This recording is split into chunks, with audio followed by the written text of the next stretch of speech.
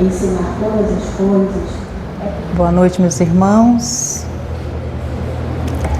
Que a paz do Mestre Jesus esteja conosco hoje e sempre. É sempre com muita alegria, né? Chegar a um templo, seja ele evangélico, católico, espírita, porque o templo nos remete reflexões.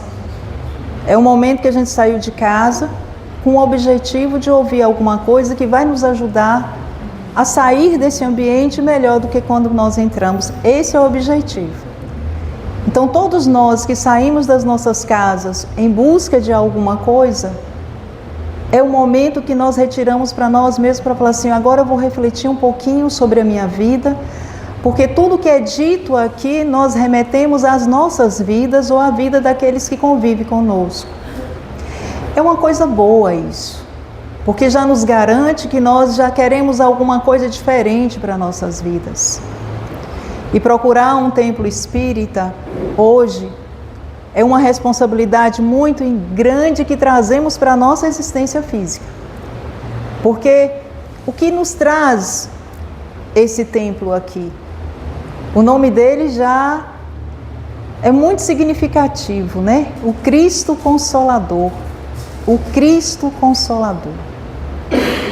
E aí a gente vai conversar um pouquinho exatamente sobre o que é esse consolo, que promessa é essa do Cristo, que jornada é essa que nós estamos fazendo, né? Cada um de nós aqui, ao encarnar, entramos em uma jornada, entramos em uma caminhada. Todos aqui já têm um tempo de caminhada, que refere à nossa idade, seja ela qual for. O garotinho ali deve ter quanto tempo de jornada? Ele pode falar, nós não. Quanto tempo, meu queridinho? 11 anos de jornada. 11 anos que ele saiu do mundo espiritual. E nós? Também quase isso, 11 anos que saímos. Mas cada um tem isso consigo, né? Trabalhando para a individualidade, trabalhando para o desenvolvimento, trabalhando para sair dessa encarnação melhor do que quando entramos. Foi ou não foi a promessa de cada um de nós antes de entrar aqui? Vocês lembram? Lembram? Lembra? Por que não lembra? Eu esqueci. Não esquecemos, porque nós sentimos, nós pressentimos, nós percebemos aquela intimidade, na nossa intimidade, os desejos que nos animam.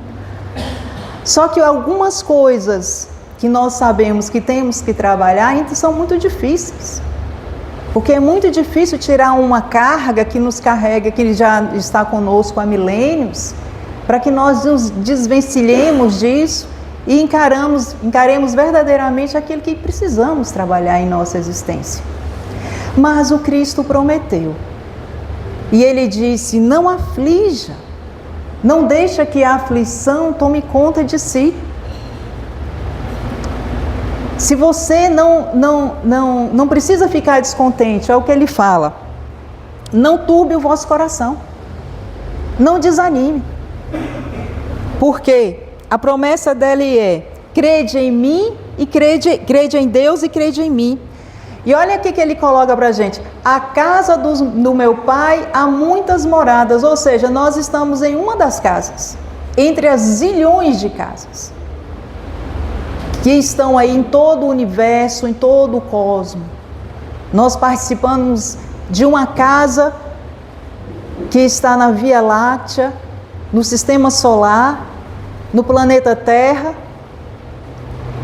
na América do Sul, no Brasil, em Sergipe, em Aracaju. Quantas casas nós já passamos só nesse núcleo nosso? Então há muitas moradas. E esse estágio nosso aqui é dos estágios. É uma das moradas que nós propusemos para nós estarmos aqui, né? E Jesus fala assim, por que você fica triste? Não precisa.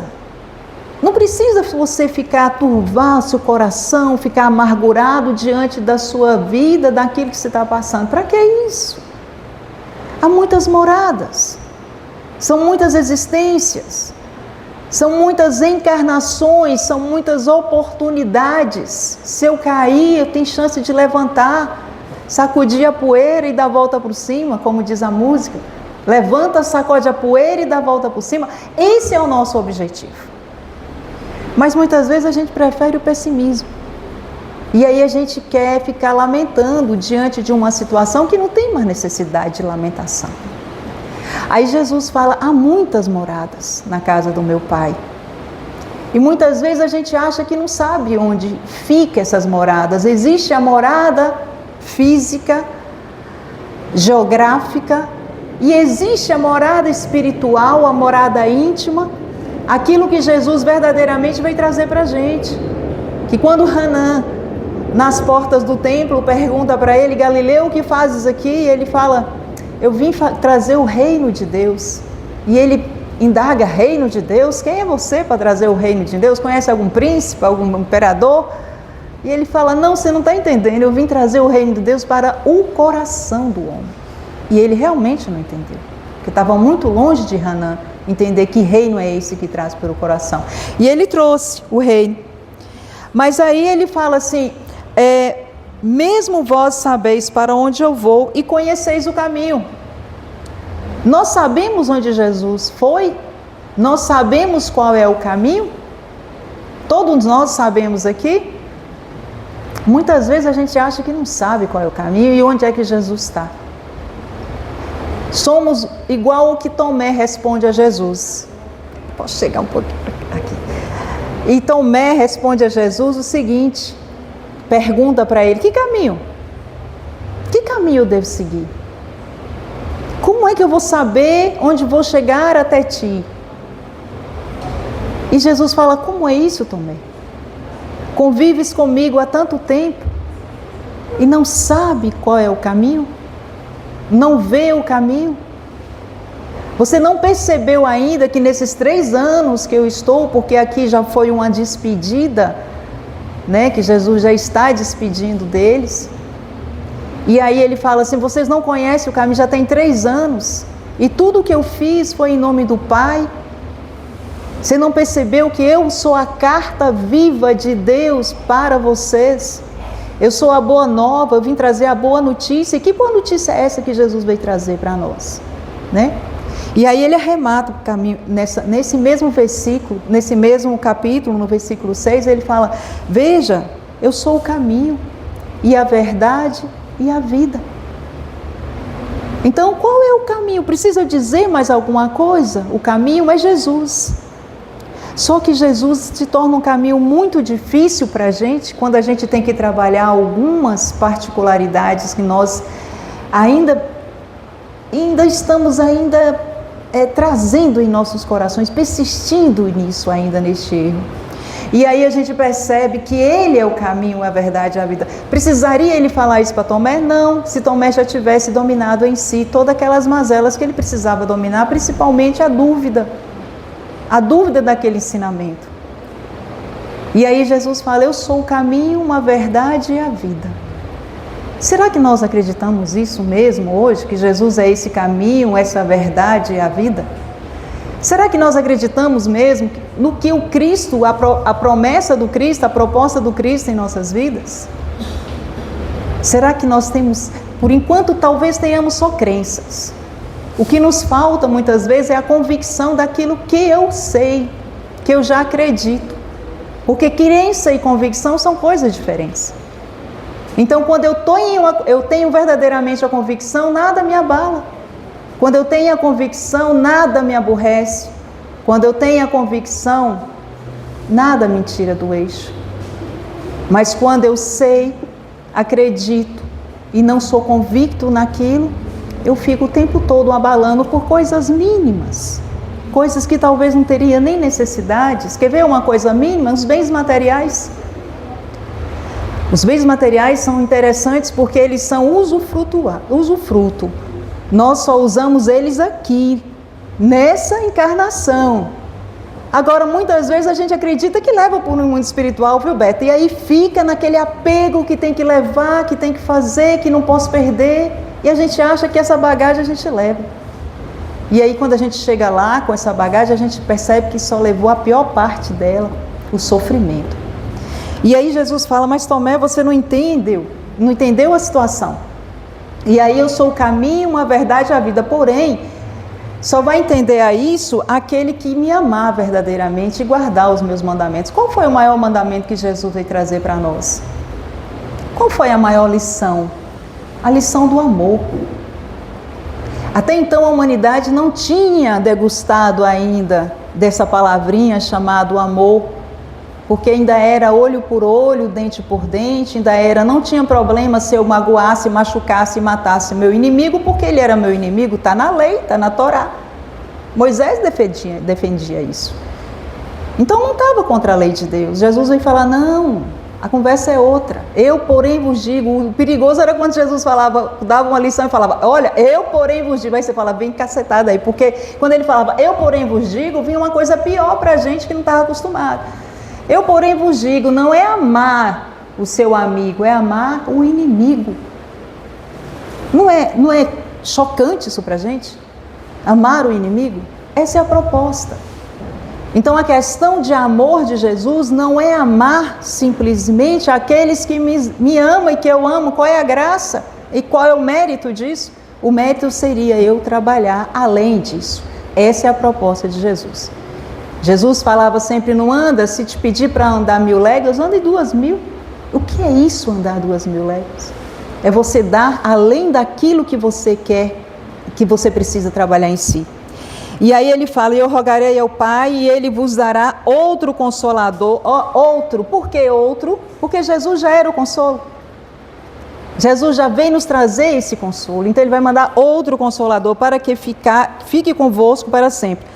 O Espírito de verdade que o mundo não pode receber. Naquele momento não tínhamos condição de saber a verdade, desvendar o véu, não tínhamos ainda, estávamos ainda ainda num processo evolutivo espiritualmente bem jovem. Hoje nós já estamos na madureza espiritualmente, a ponto de receber esse manancial que nós recebemos, essa universidade de conhecimentos.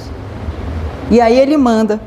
E ele diz o seguinte, ficará convosco para sempre. Por que vai ficar conosco para sempre? Porque uma vez aprendido, jamais esquecido. Uma vez adquirido alguma virtude, ninguém a tira. Quando a gente fala, eu perdi a paciência, será que já teve alguma vez? Se perdeu é porque nunca teve. Quando tem, não perde. Então, quando a gente fala, você está me tirando, não, e ninguém tira nada. Se eu já tenho, eu tenho. Não tira. Eu não conquistei a paciência ainda. E aí a gente percebe que quando fica para a gente, quando Jesus fala fica para sempre, é porque são conquistas de virtudes que não será perdida. Uma vez conquistada, eu não perco. E ele fala, não vos deixarei órfãos, né? Jamais. Quem acredita aqui que Jesus esteve aqui só há 2000 anos? Não teve. Jesus já estava aqui há 4,5 bilhões de anos, porque quem criou esse orbe? Quem governa esse orbe? E quem acha que esse orbe está desgovernado? Eu não acho, não sou doido de acreditar nisso, porque quem governa é Jesus. Ah, porque fulano, ciclano, pode ser quem for, gente. Pode ser o mandatário que for, e é mandatário de planeta físico. Jesus é mandatário espiritual. Nós somos espírito estagiando na matéria, nós não somos matéria estagiando em espírito. Então nós confundimos muito isso. E aí Jesus, sabendo dessa necessidade nossa, sabendo que nós estamos num mundo de provas e expiações, o que ele convida? Vinde a mim todos que estáis sofrendo, que eu vos aliviarei. E por que ele já sabia disso? Porque moramos num mundo de sofrimento. Estamos num mundo de segunda categoria em evolução. Quem não sofre aqui neste planeta? A dor é igual. O que nos nivela neste planeta chama-se dor. Não tem ninguém que não sofra nesse planeta. E outra coisa, o que nos nivela também é a morte. Quem não vai morrer aqui? Quem acha que não vai desencarnar? Então todos nós vamos desencarnar. A questão não é desencarnar, é saber se vai morrer ou desencarnar. Que tem coisas que são diferentes. Eu desencarnando, eu estou totalmente me desvencilhando da matéria. Então nada disso me pertence mais. Eu usei, aprendi, ótimo. Quando eu morro, eu fico apegado ainda, porque só a matéria morreu, mas eu estou apegado a ela. Às vezes tem gente que não sai nem da lápide ali, do túmulo, e fica apegado aos bens materiais, à casa. Então é muito diferente. Então a gente encarna, a gente vem para esse planeta com o objetivo de cada dia estar desencarnando dele. E é um ensaio isso na nossa vida, o desencarne. Todo dia em que dormimos é um ensaio para o desencarne. Todo dia que acordamos é um ensaio para o encarnar. Então todo dia nós temos essa lição. Dormi, desencarnei, temporariamente, está ligado ali. No outro dia encarnei, com qual o objetivo? De começar tudo de novo. A grandeza e a misericórdia divina é tão grande para a gente, é tão maravilhosa, que ela nos coloca todo dia uma oportunidade de reencarnar neste plano físico. Todo dia. Todo dia é um dia de recomeço, é uma oportunidade de retificar aquilo que eu não consegui fazer no dia anterior. Isso é misericórdia ou não é misericórdia? E o que nós fazemos das encarnações todo dia, né? E aí, quando ele percebeu a nossa maturidade espiritual, quando o mundo já estava na parte já das luzes, né, que é a era do iluminismo, foi o momento em que a ciência já estava balizada, existia ainda aquele atrito entre a ciência e a religião muito grande, uma negando a outra. 1857, Jesus fala, é o momento, é agora. Vamos lá, o povo já pode saber o que está acontecendo. E aí manda esse Consolador prometido, que aí foi o que nossa irmã leu no capítulo 6 do Cristo Consolador, que ele fala, o Espiritismo lhe dá uma fé inabalável do futuro. Inabalável do futuro. Quem tem medo de desencarnar aqui? Levanta a mão aí. Ninguém, graças a Deus. Só que não, né, Simone? Quem quer ir? A gente não quer porque nós achamos que somos necessários aqui ainda. Somos ou não somos? É outra grandiosidade dessa doutrina. Não é pelo fato de nós sabermos que existe uma vida futura e que nós estamos aqui de passagem que nós queremos sair dela. Quem quer sair dela? Não quer. Nós queremos cumprir aquilo que foi nos colocado para cumprir. Isso é muito importante. E esse Consolador prometido, ele nos dá muito mais. A dúvida pungente não mais nos passa na alma. Os sofrimentos, as dores, nós entendemos por que estamos passando. Se não é dessa vida, pode ser de outra. Os relacionamentos, por que eu estou com fulano, com beltrano, com ciclano? Se não é dessa vida, o compromisso é da outra. Torna-se mais fácil a nossa conquista, né? E esse Consolador nos trouxe mais ainda. Ele nos deu a ideia de que nós só vamos conseguir verdadeiramente sermos felizes. E como diz Oswaldo Montenegro, eu quero ser feliz agora. Quem não quer ser? Todos queremos. Depende de quem? De nós. Unicamente a felicidade neste mundo, a felicidade não é do outro mundo, é de agora. Quer ver uma felicidade boa? Ir no forró e dançar um forró lá no Petroclube com amigos. É ótimo isso. Tá com um amigo curtindo aquilo que você gosta. Tem coisa melhor? Não tem. Então a gente aproveitar o momento presente, aproveitar aquele instante em que eu estou com as pessoas que eu amo, é a felicidade. Mas muitas vezes a gente materializa a felicidade e acha que a felicidade é o ter. E a gente só vai perceber depois que a felicidade é o ser. É o ser na vida da pessoa. E automaticamente, se eu sou na vida o presente na vida, ser presente na vida da pessoa, automaticamente isso já está no meu coração. E aí a gente percebe o quanto que isso é importante no agora. Aí você fala, o Espiritismo não dá certeza da vida futura. Sim, mas para a gente viver o presente. A gente só sabe da vida futura, o que seremos na vida futura, de acordo com o que nós vamos viver no presente. Então é o ser feliz agora. E aí Kardec coloca assim, e aí a gente vai entendendo que nós vamos conquistando aquilo que vai ficar para a gente para sempre. O que? A paciência, a resignação, a fé, a firmeza no coração. Isso fica para sempre. Isso a gente não vai perder. E aí, por que agora que o Consolador prometido é o Consolador prometido? O que ele consola? Ele tira a dor? Uma vez que a dor é igual para todo mundo? Não tira a dor. E por que ele é o Consolador prometido? É o que Kardec coloca aqui nesse item. Porque ele traz o conhecimento das coisas. O Consolador prometido é porque ele nos traz o conhecimento. E Kardec ainda coloca, porque ele nos ajuda a saber de onde vem, para onde vai e por que está na terra. Então, conhecereis a verdade, ela vos libertará. Então, o Espiritismo é o Consolador porque ele nos traz esse conhecimento. Ele nos dá a certeza de que nós não estamos aqui por nada, nós estamos aqui com um objetivo. Qual é o objetivo? A nossa evolução, principalmente a nossa evolução individual. Esse é o grande consolo. Não é tirar o sofrimento, nós temos que vivenciar aquilo que nós ocasionamos para nós mesmos. E aí o consolo está aí. Mas muitas vezes a gente quer que um mágico ou Cristo venha, bata na nossa cabeça e fala, acabou seu sofrimento. Mas qual é o mérito disso? Nós precisamos vivenciar aquilo que nós ocasionamos para nós mesmos. Esse é o Consolador prometido. Não é que ele não tira a dor, ele nos consola, nos trazendo a ideia por que isso está acontecendo. Por que eu vivo esse conflito na minha vida? Por que eu vivo com essa pessoa difícil? Por quê?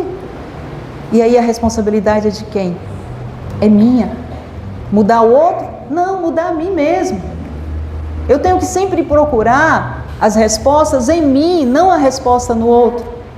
Eu tenho que mudar a minha atitude, não a atitude do outro. Ninguém renova ninguém, segundo Emmanuel. Mas nós conseguimos renovar nós mesmos. E por que não renovamos? Por quê? Me lembrei de uma música que fala assim, você sabe por que o sapo não lava o pé? Por quê? Porque ele não quer. Ele mora onde? E não lava o pé? É a mesma coisa nossa. Nós não melhoramos porque não queremos. Porque já conhecemos? Já conhecemos. Precisa vir Jesus de novo para dizer e dar o roteiro? Não. Precisa Moisés vir dar o roteiro? Não. Precisa os profetas dar o roteiro? Não. E por que a gente não muda? Porque nós não queremos. A gente mora nessa lagoa chamada Espiritismo, vamos dizer assim. É uma universidade de conhecimentos. Bezerra de Menezes já nos diz que essa é a melhor encarnação nossa. Por que é a melhor reencarnação nossa? Porque nós estamos diante do Consolador prometido de portas abertas. O que impede a gente entrar aqui? O que impede ler o Livro dos Espíritos? O que impede ver o Evangelho sem alegoria, sem aparatos? Nada nos impede. Uma leitura tranquila, fácil. E ali é o roteiro da nossa mudança espiritual. Então, meus amigos, é porque nós não queremos ainda. É tão difícil largar o egoísmo, meu Deus do céu. O orgulho, a vaidade, né? É muito difícil. E aí a gente, quando decide largar isso, aí é doloroso em um momento, mas depois se torna libertador. E aí Kardec coloca, a gente vai perceber que, depois de saber disso, nós vamos estar principalmente diante dos princípios da lei de Deus, que consola pela fé e pela esperança. Então a gente vai entender que tudo que nós estamos passando por hoje, é como diz Maria aos sofredores, quando ia buscá-la na casinha que João colocou para ela, à beira do oceano, esqueci o nome da cidade agora. Você lembra a casinha que Maria morava lá em Éfeso, isso. E que quando os doentes, as pessoas que estavam tristes e até com saudade de Jesus, ia visitar ela e contava os problemas para ela, ela dizia, tudo passa. Tudo passa. E nós não entendemos isso. E às vezes em um momento na nossa vida a gente desespera. Então saber que nós estamos diante de um Consolador prometido, que as coisas que acontecem na nossa vida são passageiras e ocasionadas por mim e que eu tenho que resolver, só falta uma palavrinha chamada vontade. É querer. Querer e fazer acontecer. E aí, a gente vai... A nossa fala de hoje foi inspirada nesse livro aqui, não sei se vocês já leram, Linha 200. No ano de 1981, Chico lança esse livro com a psicografia de Emmanuel, e esse livro está comemorando a 200ª obra de Chico escrita, 200 livros escritos. E aí, Emmanuel fala que é um livro que ele dedica na introdução a Jesus, porque ali está retratando 50 anos sem interrupção de trabalhos mediúnicos de Chico Xavier. E aí Emmanuel conta que verdadeiramente a forma como foi trabalhado esse livro, seguindo o mesmo princípio de Kardec, né, comemorando os 50 anos, a forma como foi trabalhada foi exatamente essa. Kardec esclarecendo Jesus, ou Jesus esclarecendo Kardec e Kardec esclarecendo Jesus. Desculpa, Jesus esclarecendo Kardec e Kardec explicando Jesus. Então, assim, Chico trabalhou na mesma linha. Foram 50 anos de trabalho, de jornada, né, em que ele decidiu, em que ele quis trabalhar a vida dele, que não foi fácil, mas a jornada dele foi essa. Vocês acham que como o Chico saiu dessa jornada aqui? Como é que ele se sentiu em termos de individualidade, de sentimento de pessoa? Certamente foi com um dever cumprido, naquilo que ele prometeu ele mesmo para fazer. Foi fácil? Não foi fácil. Mas foi a jornada dele. E aí a gente vai perceber que muitas vezes na nossa doutrina espírita, nós achamos que às vezes o conhecimento nos atrapalha. Porque você fala assim, não sei se já aconteceu isso, Beto, às vezes você fala, meu Deus, por que eu sabia, eu sei dessas coisas? Porque fica tão difícil para mim trabalhar a ideia, por que eu estou sabendo dessas coisas? Porque talvez se eu tivesse a inocência, não soubesse disso, não me atrapalharia nas minhas mazelas, né, no meu viver. Mas a doutrina espírita, ela amarra a gente nisso. Ela traz essa reflexão para a nossa vida. E aí, ela vai nos dizer que o nosso caminho, ele talvez, nesse instante, ele vai se tornar um caminho mais curto. Por que mais curto? Porque quando eu trabalho a minha individualidade sem colocar a culpa no outro, fica mais fácil eu resolver comigo mesmo do que eu procurar renovar e mudar o outro. Se torna mais curto. É mais trabalhoso? Mas é mais curto. Né? E aí, em doutrina espírita, Kardec coloca, na qual encontramos o cristianismo redivivo para nós, é uma questão de caminho. Porque qual foi a proposta do Cristo em 1857 de trazer o espiritismo? Foi exatamente essa daqui. Retomar a simplicidade do cristianismo. Porque o que aconteceu com o cristianismo? Nós deturpamos o cristianismo. Com as cruzadas, matamos em nome do Cristo, prendemos em nome do Cristo, castigamos em nome do Cristo, ou seja, deturpando tudo. E aí foi necessário Jesus chamar a atenção e falar, eita, vou ter que agir agora com mais rigor. E aí vem o Consolador prometido, nos trazendo a ideia de, vamos trazer um cristianismo, mas na sua essência, na sua pura essência. Um cristianismo revivendo a casa do caminho, o acolhimento, a caridade, sem aparato, sem alegoria.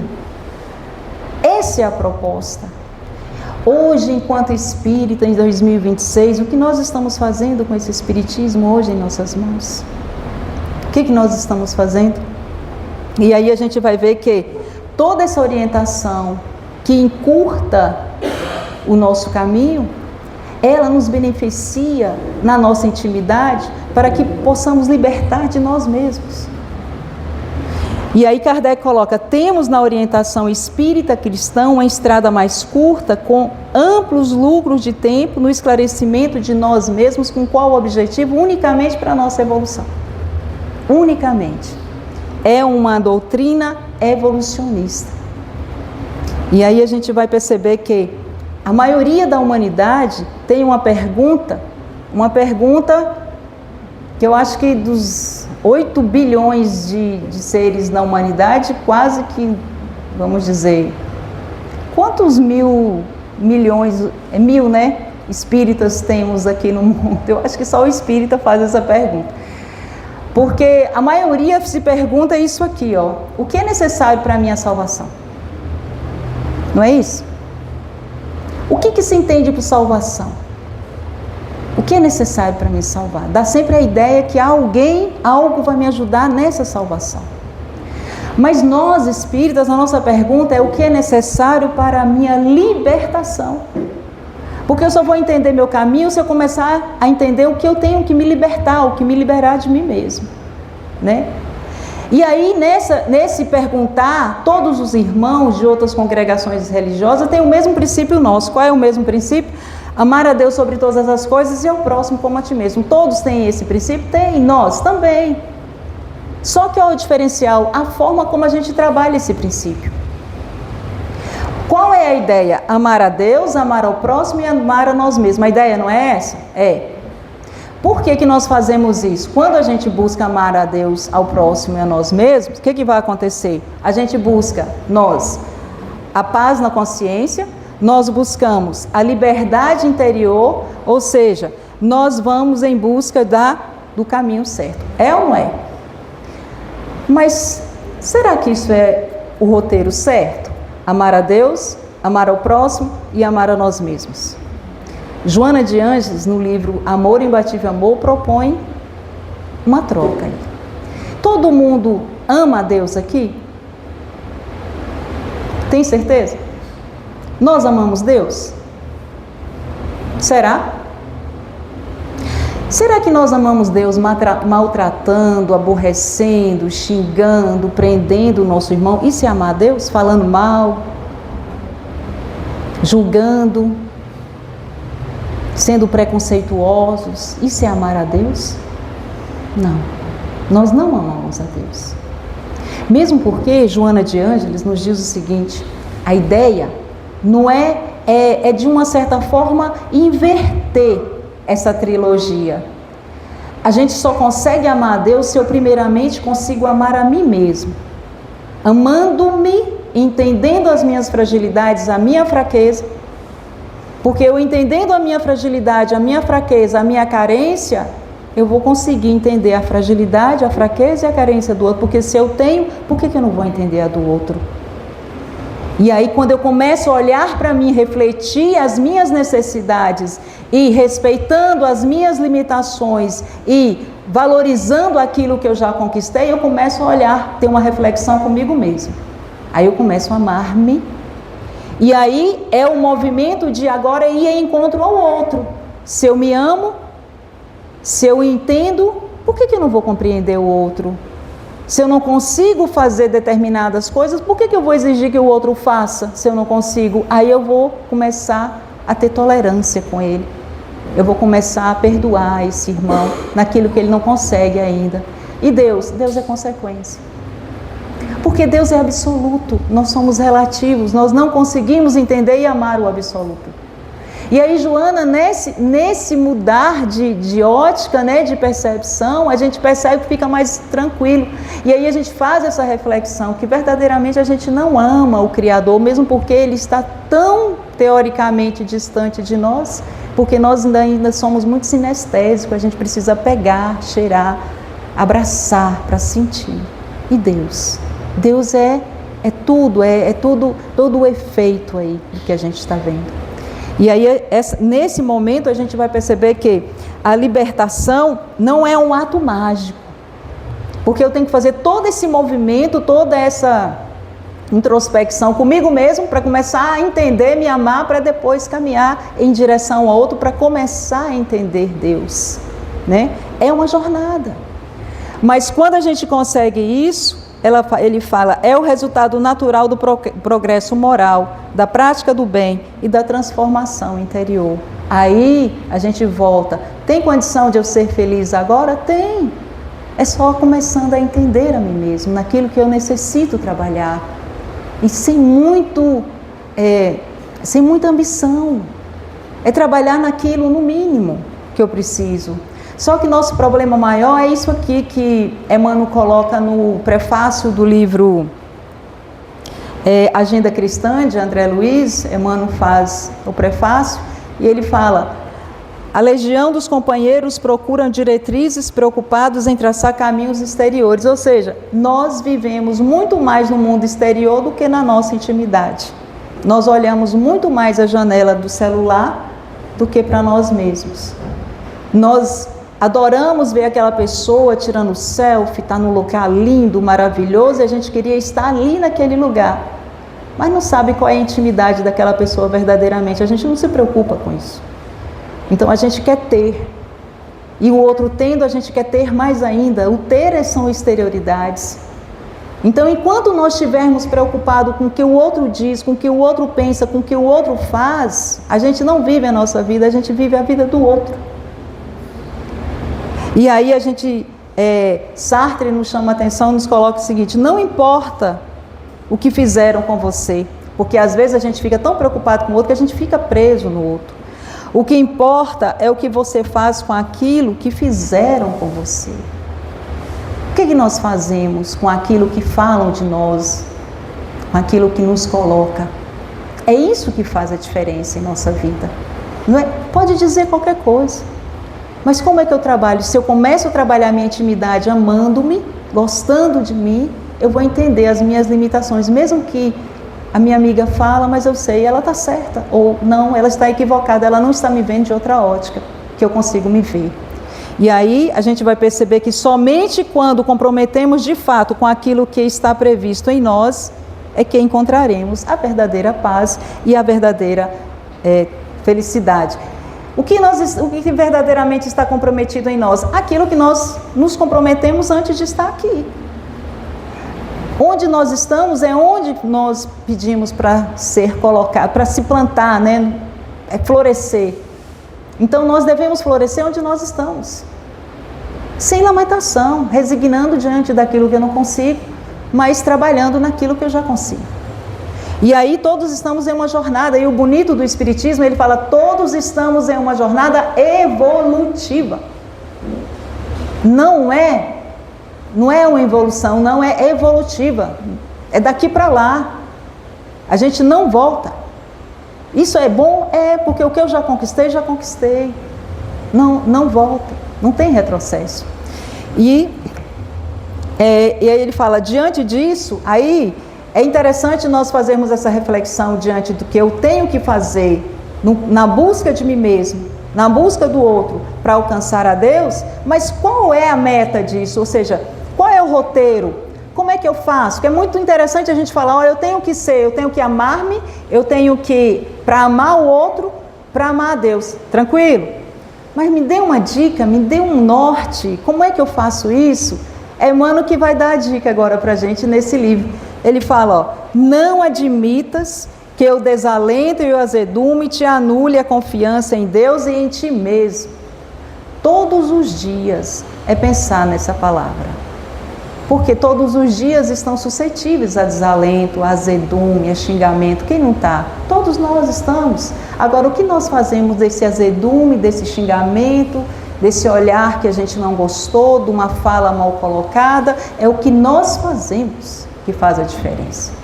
E Emmanuel coloca ainda, estamos todos em um curso de aperfeiçoamento espiritual, valendo por viagem difícil para os cismos da espiritualidade. Todos nós buscamos aqui morar em que condomínio futuramente? De Jesus. Quem não quer? Todos.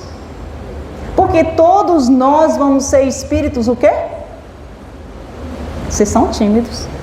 Todos nós vamos ser espíritos o quê? Puro, não seja tímido não. Perfeitos, puros. Por que não?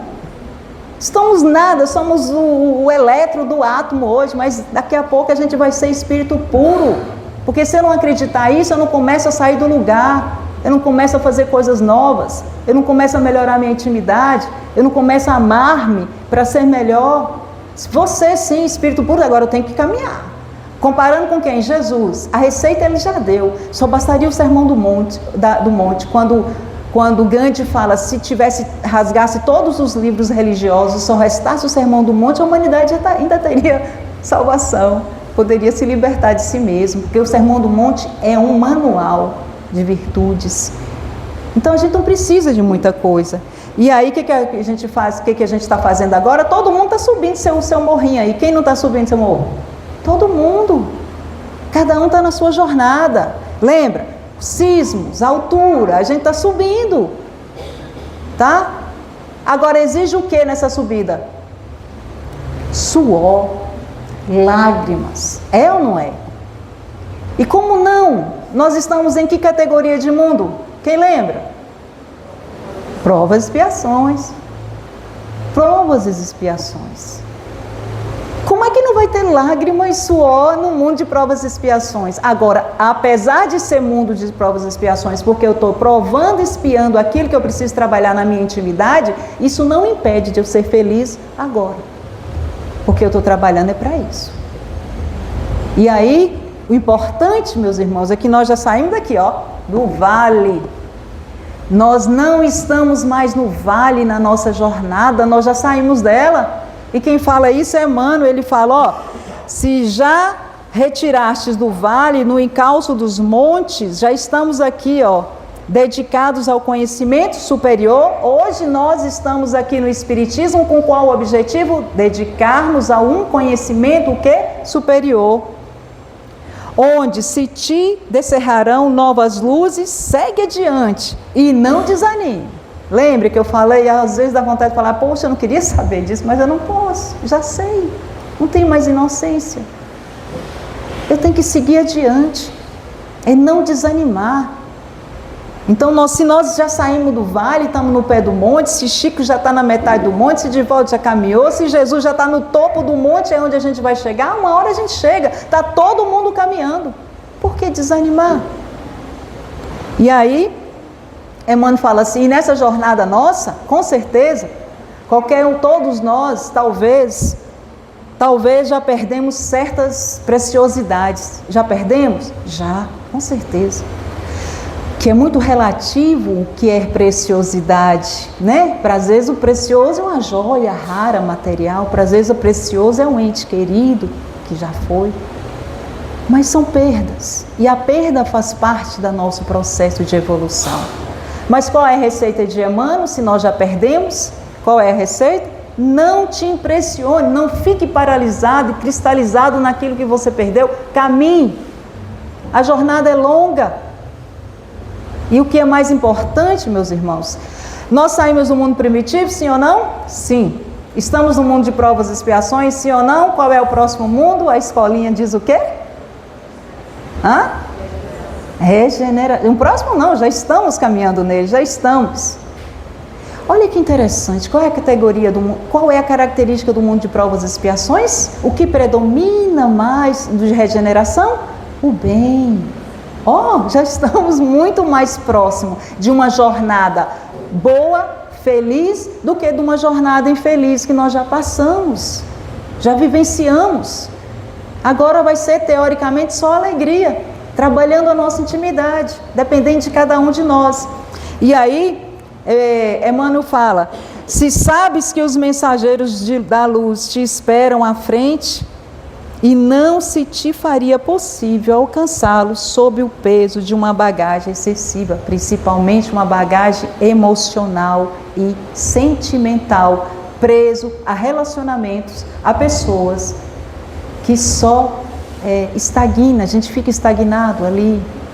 Vamos largar as bagagens excessivas do apego, vamos largar da posse, do domínio, querer mudar o outro. Vamos largar a corda, solta a corda, deixe que cada um ande com suas pernas. Olha, essa bagagem, se a gente continuar com essa bagagem, A gente leva essa bagagem para o mundo espiritual? Leva. Como? Nos nossos sentimentos. Para quê? Vamos dar oportunidade a todos. Quer ir, meu irmão? Vá, não tem problema. Outro dia a gente se encontra. Se não for nessa encarnação, é na outra. Qual é o problema? E aí Emmanuel coloca, provavelmente sofresse o afastamento de amigos. Quem não sofreu nessa jornada nossa aqui? Quantos amigos já passaram? Oswaldo Montenegro fala, faça uma lista de grandes amigos. Não sei se vocês conhecem a música. Quem vocês já viram há 10 anos atrás e que não vê mais, né? E aí a gente faz uma lista e quantos já passaram por nossas vidas? Mas Emmanuel recomenda, mesmo que aconteça isso, não te aflijas. Porque seguindo sempre obterás mais facilidades, as condições precisas a fim de auxiliá-los para que se te restalem na equipe. A riqueza do Espiritismo é que ninguém solta a mão de ninguém. Se eu não consigo pegar na sua mão hoje, porque você não quer, porque você não deseja, e eu tenho que respeitar, eu pego daqui adiante. Ninguém solta a mão de ninguém, então por que eu vou ficar desesperado por uma perda? E aí ele coloca, pessoas amadas resolveram descansar sem necessidade nas margens da senda, impondo-te ao desapontamento da separação temporária. Teve uma separação, a pessoa não quer mais viver com você por algum motivo. Qual é a recomendação? Não te incomodes com isso, solte ele, deixe ele ir. Agora não é deixar ele ir e ficar remoendo a dor, não, liberte a dor do seu coração. É assim que nós nos libertamos de nós mesmos. Essa é a proposta do Espiritismo. Não é o salvacionismo. É uma doutrina libertadora de nós mesmos, de individualidades. E aí ele falou, não te incomodes. Por quê? Não vou me incomodar porque você é indiferente a ele? Não. Eu não vou me incomodar porque todas elas serão compelidas pelas circunstâncias a retomar o caminho. Meus irmãos, isso não é um alento, não é um consolo para a gente. Ninguém está perdido. Se ele não consegue, se nós não conseguimos nos entender agora, se tem uma necessidade de uma separação momentânea, que assim seja, para que o conflito não seja maior. Mas pode ter certeza, na outra encarnação, eu vou estar junto com você. Em outras condições ou nas mesmas condições, ninguém solta. A gente só solta a mão do outro quando ama verdadeiramente, porque aí um vai cuidar de uma humanidade, outro vai cuidar de outra, né?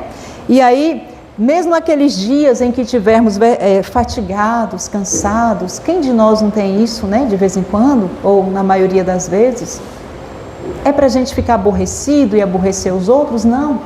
A recomendação dele é que não te deixes abater por impressões negativas. Eu estou cansado, nossa, deu tudo errado. Não, levanta a cabeça, estou cansado, mas eu estou vivo, eu estou ainda nessa encarnação.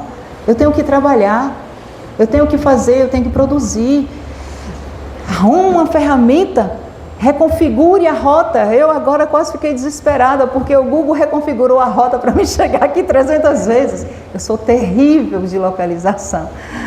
O Google, quase que eu ligo para Simone, pelo amor de Deus, onde é que eu estou? Eu fui, dei a volta, fui lá e voltei, eu sou desorientada, porque meu copiloto chamado Francisco não estava do meu lado. Aí eu falei, meu Deus do céu, eu fiquei, calma, você vai conseguir chegar, calma. Foi quando eu encontrei minha irmã lá, como é que você chama? Jéssica?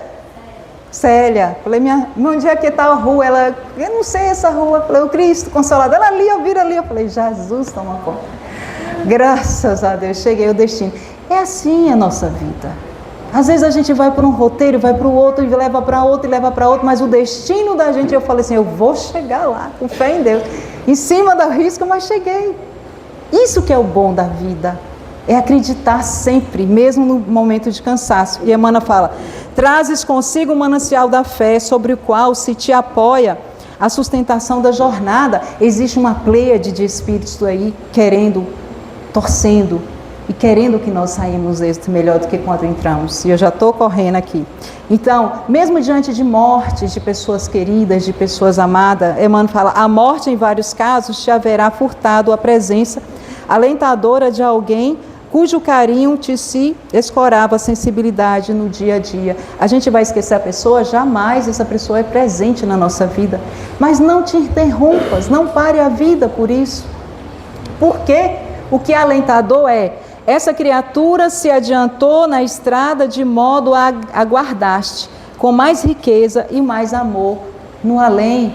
Então, nossos irmãos que partem, eles se adiantam para esperar a gente daqui a pouco. E finalmente, meus irmãos, haja o que houver, não te desdenhe na subida escabrosa, porque a viagem continua independentemente da nossa própria vontade, é a lei do progresso.